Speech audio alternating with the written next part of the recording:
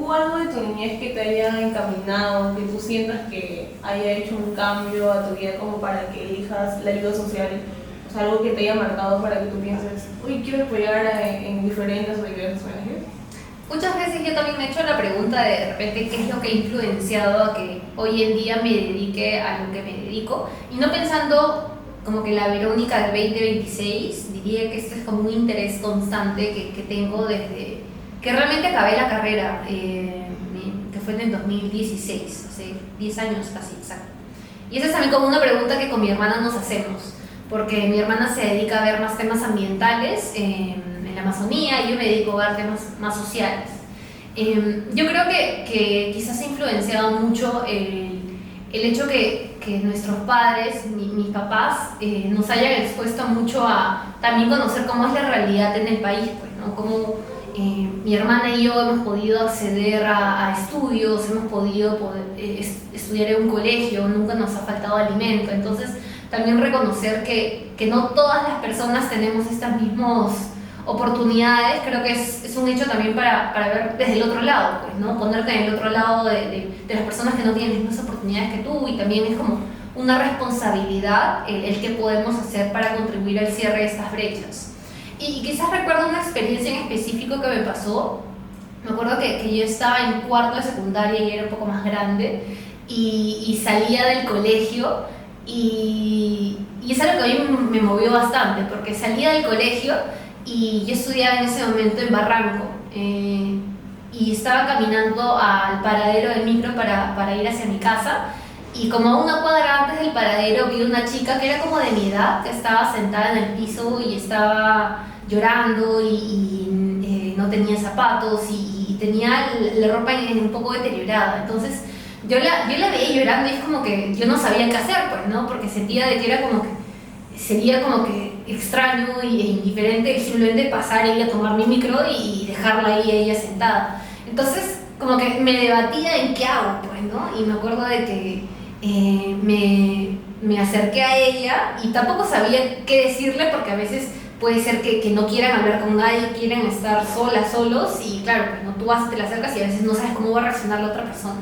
Entonces, con un poco de miedo me acerqué y le pregunté, oh, una pregunta, ¿todo bien? ¿Necesitas ayuda? ¿Estás bien? Y me contó una historia bien triste, y al final comenzamos a conversar como unos 20 minutos más o menos, ahí las dos sentadas en el piso, y claro, pues, no, yo había pasado por situaciones muy complicadas, había pasado por un hogar de acogida, y luego había regresado con la familia que ella tenía antes, había pasado por abusos y luego se había ido de esta casa. Es como que fue una historia terrible que la que me contaba, y yo la escuchaba y simplemente podía pensar, no hay nada que yo pueda hacer, o sea, nada. Yo le puedo invitar un pan, le puedo dar mis zapatos, pero nada va a cambiar mucho la realidad de lo que ella estaba pasando. Entonces, creo que esa fue una de las primeras veces en que me sentí como impotente, en el sentido de no tener herramientas, no tener agencia.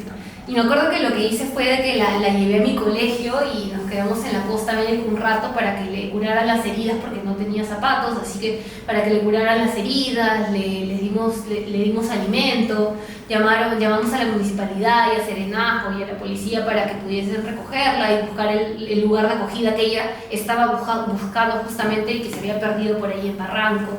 Entonces, yo recuerdo mucho esa experiencia porque sí es algo que me marcó, hasta ahora lo recuerdo, porque me dejó como esta idea en la cabeza de que, uno, los problemas que nosotros a veces vivimos no es...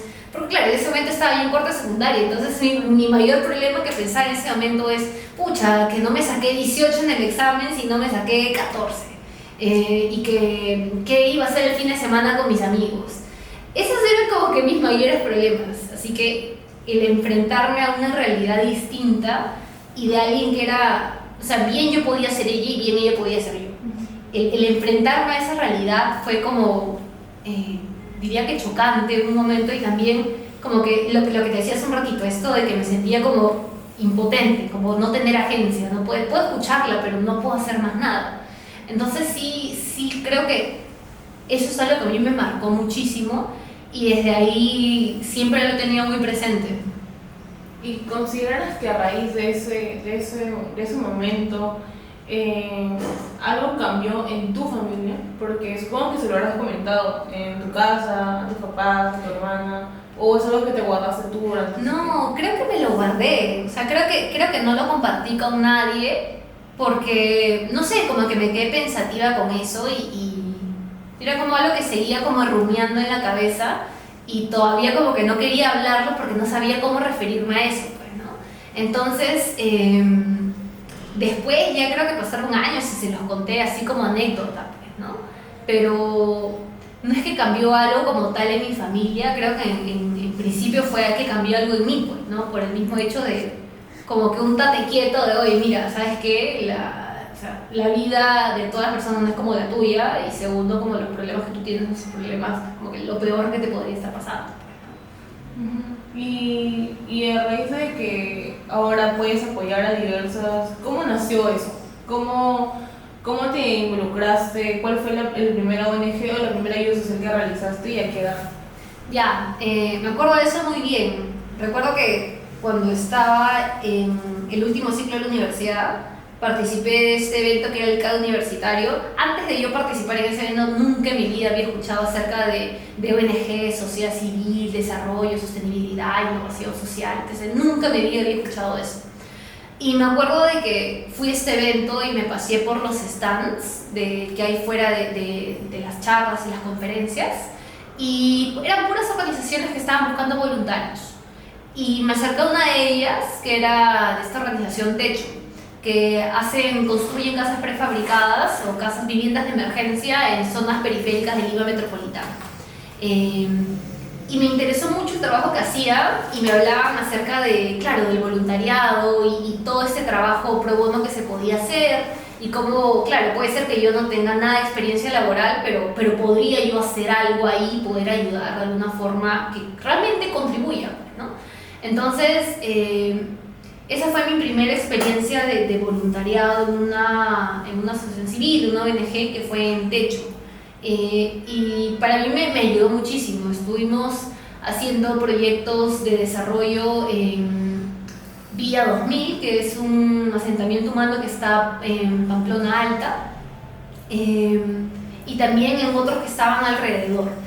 Y fue muy interesante porque fue la primera experiencia donde pude poner en práctica lo que había aprendido en la universidad para poder ver temas de gestión de proyectos.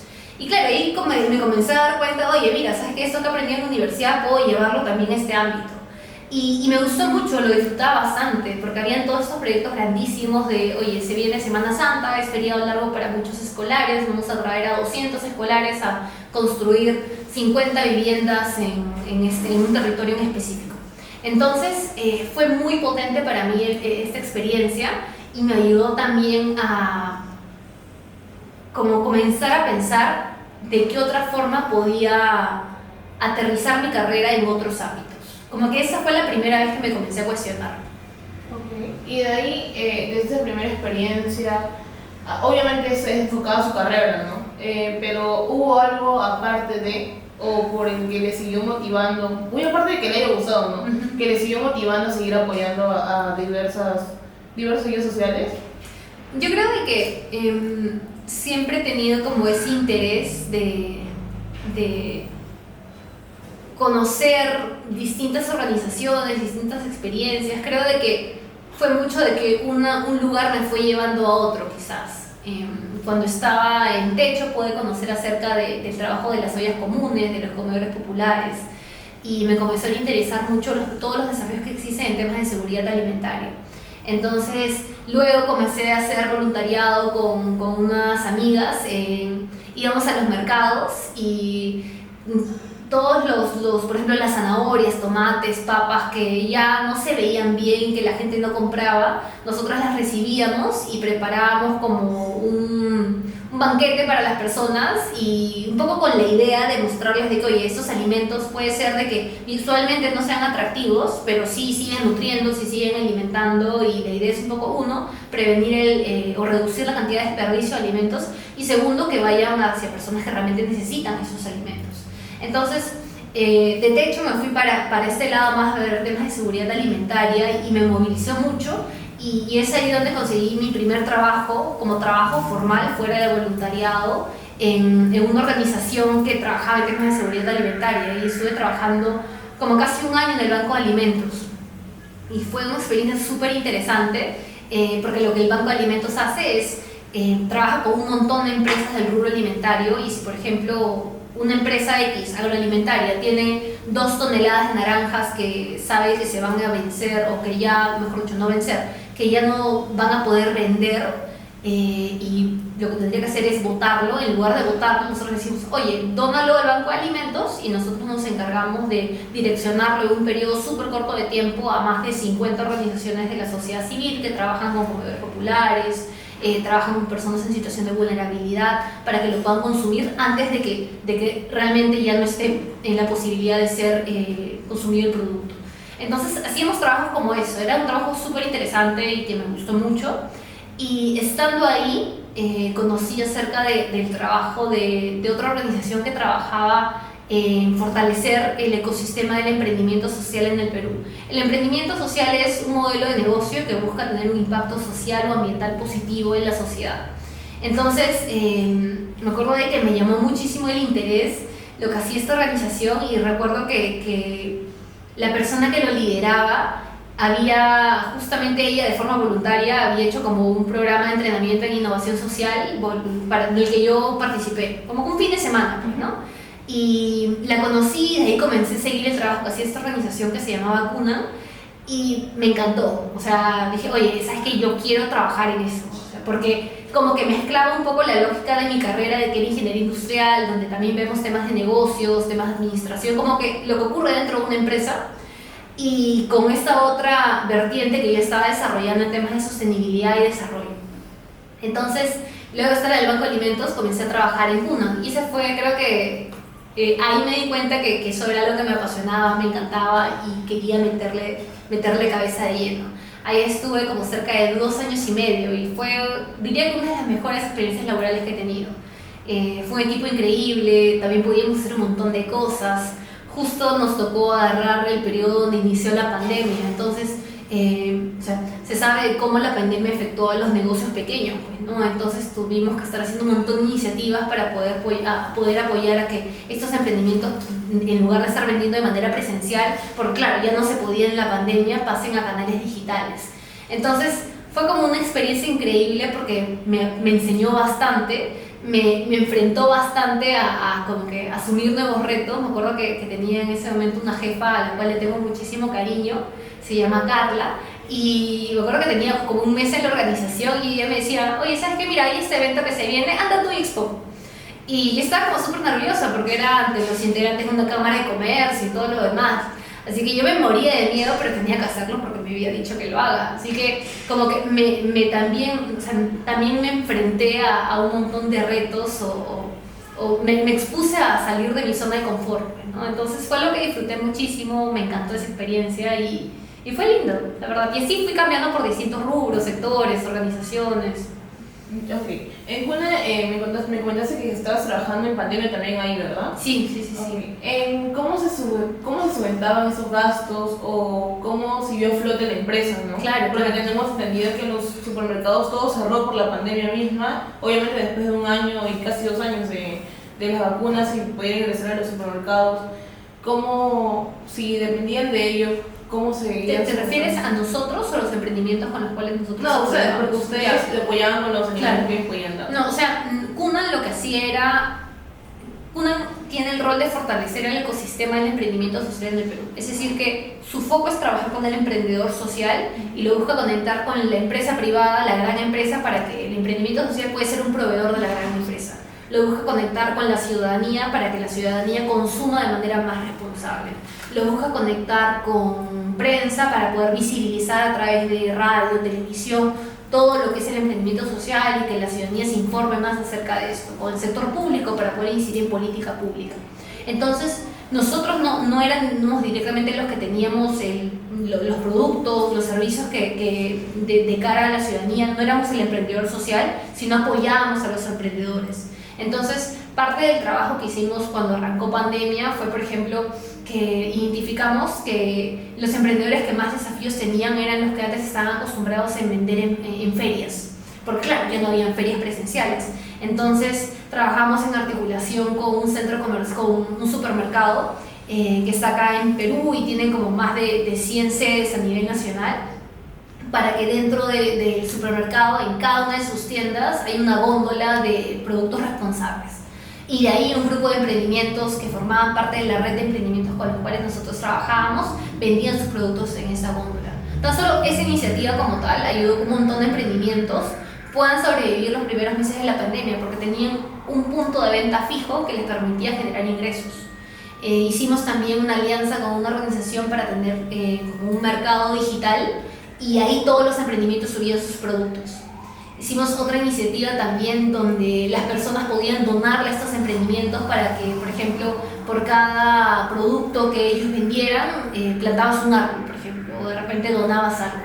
Entonces hicimos como que toda esta serie de iniciativas para poder sortear lo que estaba pasando y poder darle soporte a estos emprendimientos. Con todo lo que me comentas, con las redes sociales, con los trabajos que tienes, ¿cuál es tu misión o meta que tienes apoyando a diversas ONGs o tú mismo apoyando a ayudas sociales? Wow, qué difícil esa pregunta. Creo de que es muy interesante. O sea, creo que el rumbo que he ido tomando con los años ha ido cambiando.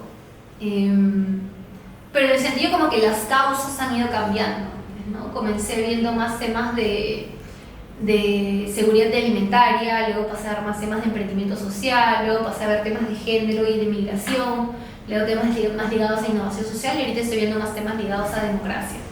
Pero creo que quizás hay como un hilo conductor en todo eso. Creo que parte de todo lo que he ido viendo en el camino es de que a mí la experiencia que tuve en Cuna me marcó mucho, en el sentido de que creo que es necesario una nueva forma de hacer empresa que sea mucho más responsable, sostenible y consciente. Pero creo que para que estos negocios puedan existir en el tiempo, necesitan de todo un soporte alrededor que justamente cree condiciones habilitantes para que existan. Entonces necesitas de políticas públicas que apoyen estos emprendimientos, necesitas de sociedad civil consciente que consuma de esta manera, de grandes empresas que sus proveedores puedan ser también responsables. Entonces creo que para mí el hilo conductor es ese, un poco de mi toma de decisiones para tomar nuevas oportunidades laborales ha sido mucho en función a eso, porque creo que tengo como estas ganas de seguir aprendiendo, okay, cómo podemos seguir construyendo un ecosistema de soporte mucho más fortalecido y robusto para fortalecer emprendimientos sociales. Y quizás ahorita diría no tan solo emprendimientos sociales, sino emprendimientos, por ejemplo, a veces las personas cuando tienen un empleo, el empleo, pongamos de que no te ayuda a generar los ingresos suficientes que tú necesitas, o pasa de que pierdes un empleo. ¿Qué es lo primero que hacemos? La gran mayoría de personas crea un emprendimiento, se pone a vender algo, compra ciertas cosas, de repente las desarrolla de cierta manera y las comienza a vender.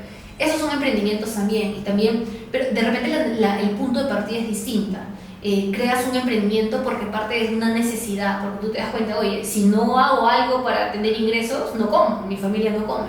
Entonces, me interesa mucho esta lógica de cómo podemos fortalecer este ecosistema de soporte para los emprendimientos, sea sociales, sea también estos emprendimientos que surgen por necesidades, que pueden durar 6 meses, un mes, 2 años, lo que sea, porque quizás hasta cuando consigas un empleo que te permita sostenerte nuevamente, porque también emprender es un camino muy difícil. Pero creo que un poco el hilo conductor para mí es ese, de que tengo como que este propósito quizás de poder yo contribuir a hacer negocios de una manera distinta, pues, ¿no? Y pensando que estos negocios no necesitan actuar solos, sino necesitan un montón de organizaciones al costado que también puedan ayudarles a que lo hagan de mejor manera. Okay, entonces, una de tus metas o misiones, ¿cuáles serían? ¿Cuál es tu meta en realidad? O sea, lo que quieres lograr. O sea, sabemos que todo tiene un conducto, todo tiene un hilo en toda la cronología, pero sabemos también que es complicado hacer que el cambio. Pero ¿cómo lo planteas tú? ¿Cómo lo tienes pensado? Sí, creo que sí es complicado hacer ese cambio. Me da mucho miedo a veces cada que me enfrento que como que me estás yendo por acá y luego ya sabes que vamos por acá. Y luego por acá, y luego por allá. O sea, es como que a veces es muy retador y sí me asusta. Y muchas veces cada que he tomado esa decisión, llamo a mi primera jefa cuando estaba en Cuna y le digo, oye Carla, me ha salido esto, no sé si, ¿qué hago con esto? Porque para mí, yo le tengo muchísimo cariño y también para mí es como cierta mentora también, entonces siento que son decisiones que tomo con miedo, pero también porque creo que puedo aprender ahí, que puedo contribuir de alguna forma. Entonces, sí son varios caminos por los que he ido. Esto creo que es más en el espacio del mundo del emprendimiento, que yo creo que todo de lo que yo he estado haciendo de cierta forma contribuye a este camino, por un lado, pero en paralelo también me he dado cuenta que no todo es trabajo, pues, ¿no? O sea, está bien, claro, que disfrutes tu chamba y que hagas algo que te guste, pero me he dado cuenta que una de las actividades que yo disfruto muchísimo es salir a hacer caminatas en montaña. Así que cada cierto tiempo me doy como una pequeña pausa, me voy 5, 6 días, 7 días a caminar por el Huascarán, por Choquequirao, cosas así, porque me he dado cuenta que también es como de cierta forma un cable a tierra para, ok, pues no, salir dentro de todo tu día a día y poder ver como que enfrentarte a la inmensidad de lo que es la naturaleza, el mar, lo que pueda hacer. ¿Cómo describirías ahora tu día a día, tu estilo de vida? Ya. Bueno, creo que un día bueno, por el mismo hecho que mi trabajo actual está ligado a temas de democracia, formación política, y por el mismo contexto en el que estamos actualmente, acabamos de pasar por la primera vuelta de las elecciones generales 2026, estamos a pocos meses, casi 2 meses de la segunda vuelta, es un contexto complejo, entonces diría que ahorita sí, la parte de mi trabajo sí me demanda bastante por el mismo hecho de que es también cómo podemos navegar sobre lo que está ocurriendo, pues, ¿no? Entonces, mi día a día es que me despierto yo plan de 5 de la mañana, me gusta ponerme a estudiar, leer 1 hora más o menos, un par de horas, hago ejercicios a las 7 de la mañana, 1 hora, saco a pasear a Coralí, que es mi perrita, y arranco mi día de trabajo a las 9 de la mañana más o menos hasta las 6 aprox. Y a esa hora ya me pongo a hacer cualquier otra cosa que me implique desgaste mental. Oh, bien, ahorita me estás comentando que trabajas en tema de desarrollo. ¿Me podrías explicar ahorita en qué proyecto te estás trabajando, te estás enfocando? Sí, Recambio yo actualmente soy coordinadora de incidencia de Recambio. Recambio es una organización que es una asociación sin fines de lucro, es una escuela de formación política, partidaria, plural y diversa. Lo que nosotros hacemos es formar a personas que quieren identificar cuál es el rol que quieren tener en la reconstrucción de la democracia, en la política hoy en día, sea que se vean ejerciendo política o haciendo política desde la sociedad civil, desde el sector público, como dentro de partidos políticos, postulando un cargo de elección pública, desde la prensa, la academia, etc. Independientemente del rol desde el cual ejerzan política o se vean ejerciendo política a futuro, nosotros trabajamos para poder formar a esas personas y luego también poder acompañarles a que lleguen a estas rutas de ejercicio político. ¿Y por qué el cambio? ¿Por qué el cambio tan drástico de política? Bueno, porque creo que el contexto habla mucho por eso, da mucho la respuesta, pues, ¿no? Creo que el contexto político en el cual hemos estado los últimos 5 años nos enfrenta al hecho de que la gran mayoría de personas, diría que todos los peruanos, tenemos como esta tirria, esta molestia cuando hablamos de política, nuestros políticos, las personas que nos representan, y es como que, claro, no es una sensación bonita, pues, ¿no? Y a veces nos cuestionamos ya, pero, o sea, como que siempre es lo mismo y nunca cambia nada, pero realmente nos guste o no nos guste, la única forma de que lleguen personas a estas posiciones de liderazgo es que postulen personas que estén preparadas, tengan principios éticos, ganen las elecciones de estas personas, asuman estos cargos de autoridades. Entonces, creo que el contexto creo que me ayudó mucho a tomar la decisión de poder meterme en una organización que hace este trabajo, más a un contexto electoral como el que nos encontramos. Pero también es porque como agarrar el toro por las astas, pues, ¿no? Es algo que nos indigna mucho a todos y con toda la razón. Creo que todo lo que hemos tenido un gran número de presidentes en los últimos 5 años, entonces creo que la misma situación habla por sí sola. Y creo que es una forma de hacer algo, como una forma de responder frente a lo que está ocurriendo, ver si podemos hacer algo. Claro, no hay resultados a corto plazo cuando estamos hablando de estos temas, es a mediano y largo plazo, pero sí me parece importante de alguna forma contribuir con un granito chiquitito de arena a que algo de eso cambie. O que de repente las personas puedan decidir un poquito más confiar en que pueden haber personas con intenciones que no sean servirse, sino servir al país, que quieran hacer política. ¿Y qué ideología sigue para formar a los políticos de ahora? Bueno, realmente nosotros cuando hacemos esos programas de formación y las personas que integran toda esta red de egresados se identifican con distintas posiciones políticas, porque buscamos que cuando hablamos de diversidad y pluralidad, es de que diversidad es justamente que las personas que participan de estos espacios tengan distintas edades, provengan de distintas regiones, haya mujeres, hombres, personas no binarias, haya personas que representen a pueblos originarios, del mismo hecho que se representa la gran diversidad que tiene nuestro país, pero un grupo chiquito de 50 a 100 personas. La idea es de que haya la gran mayoría de voces representadas en el espacio. Así que cuando hablamos de diversidad es justamente eso, etaria, procedencia, diversidad étnica, etc. Pero cuando hablamos de pluralidad es un poco en la diversidad de las ideas, pues, ¿no? Entonces también hay personas que participan en estos espacios que se identifican como de izquierda, de derecha, de centro, de progresistas, liberales, conservadoras. Y es importante que todas esas personas estén sentadas en la mesa, porque si estamos hablando de nuestro día a día, son todas esas personas las que también están en las conversaciones. Entonces sí nos parece importante que si estamos haciendo un esfuerzo de trabajar con un grupo de personas diversas a nivel de procedencias, también hay esta diversidad a nivel de las posiciones que defienden. Okay. Ahorita estamos enfocados en esta formación política y también nos comentaste que trabajaste en diversos trabajos de ayuda y ONG. ¿Por qué tantos? ¿Por qué los cambios tan radicales uno del otro? Es que siempre me ha interesado como aprender o sea, por ejemplo, cuando estuve trabajando en CUNA, tuve la oportunidad de poder ir por primera vez a un evento TEDx.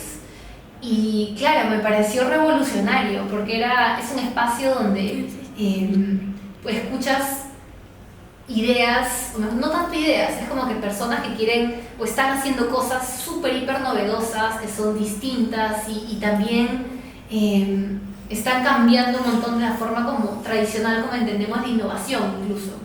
Me acuerdo que cuando fui a este primer evento TEDx, había un científico que estaba hablando y él decía que claro, nosotros dependemos mucho del consumo de energía, depende mucho del consumo de energías fósiles. Entonces hay una gran dependencia de eso, lo cual no es sostenible en el tiempo. Entonces esta persona hablaba acerca de cómo y ahorita me puedo estar confundiendo quizás, porque era, si no me acuerdo, la fusión nuclear o la fisión nuclear que tenía el gran potencial de poder justamente generar un montón de energía con muy pocos recursos. La verdad es que han pasado varios años desde entonces, pero era algo en esa línea y me pareció increíble el hecho de que se puedan traer como que ideas tan novedosas y que, o sea, yo en ese momento, ¿qué iba a pensar de la fisión nuclear que estaba haciendo un peruano investigador en un proyecto en Francia? O sea, ¿qué iba a pensar yo de eso? Pero me parecía como que súper interesante traer como estas cosas, como random facts de todo lo que está pasando a nivel global. Y participé de ese evento, escuché a esa persona y me acuerdo que salí y estaba como que pensando mucho en su charla y lo vi al expositor y le dije, me encantó tu charla, me encantó tu charla. Y desde ahí me metí a ser voluntaria de eventos TEDx. Sigo siendo voluntaria, apoyo cuando se hacen los eventos. En el 2021 o 2021 tuve la oportunidad de dirigir un evento TEDx dirigido a jóvenes escolares y fue increíble también. La verdad que es una experiencia muy bonita. Y pensando también en las distintas cosas que estoy haciendo ahorita en paralelo a nivel de voluntariado, yo vivo sola desde hace unos 3 años más o menos, y antes de vivir sola vivía yo con mis padres, y en la casa de mis papás hay un montón, bueno, no un montón de perros, pero hay 4 perros normalmente. Y mi hermana, claro, es la que siempre rescata perritos, los esteriliza y claro, la casa se ha llenado de perritos por mi hermana. Y claro, cuando me mudé me daba pena que no tenía ningún perro conmigo porque de verdad es una gran compañía, es a mí me encantan los animales. Y comencé a ser voluntaria en organizaciones que albergan animales. Y como quería tener perritos conmigo, comencé a dar hogar temporal a perros que estaban buscando hogar de manera fija. Y comencé a darles casa temporal. Y así le habré dado casa temporal como a algunos 7 perros, más o menos, en un tiempo de 1 año y medio. Y me terminé enamorando de uno de esos perritos al final, además que tiene una historia de vida muy difícil y la terminé adoptando en diciembre, ya está conmigo, o sea, le di temporal primero como unos 6 meses y luego ya se quedó conmigo de manera indeterminada, o sea, ya está conmigo. Así que sigo siendo voluntaria de esta organización, ya no doy hogar temporal porque me he dado cuenta que si traigo un perro me lo termino quedando. Pero es un lindo trabajo. Voy a veces al albergue, apoyo en campañas de esterilización. Así que creo que además del trabajo que tengo, hay estos otros 2 proyectos con los cuales estoy vinculada. Y claro, directamente no van a este propósito que te decía un inicio, pero son causas que me mueven mucho y que me generan muchísimo interés. Ya, bueno. ¿Quedó? A ver.